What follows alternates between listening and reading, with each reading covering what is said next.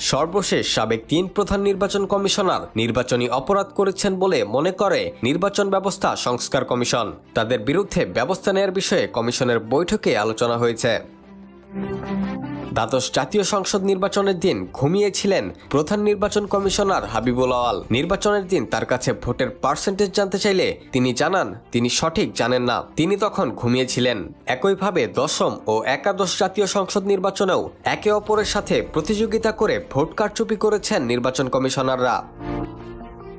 সম্প্রতি অবৈধ ও প্রতারণামূলক নির্বাচন আয়োজনের অভিযোগে সাবেক ৩ প্রধান নির্বাচন কমিশনারের বিরুদ্ধে রাষ্ট্রদ্রোহিতার অভিযোগ এনে মামলাও করা হয়েছে। মামলার প্রধান আসামি করা হয়েছে ২০১৪ সালে নির্বাচনের দায়িত্বে থাকা প্রধান নির্বাচন কমিশনার কাজী রাকিবউদ্দিন আহমেদকে। এরপর পর্যায়ক্রমে আসামি করা হয়েছে ২০১৮ সালে ও ২০২৪ সালে দায়িত্বে থাকা প্রধান নির্বাচন commissioner K M Nurul Huda এবং কাজী হাবিবুল আওয়াল সহ কমিশনের সচিব ও অন্যান্য সদস্যদের। Rakibul Hasan, D news, Bangladesh.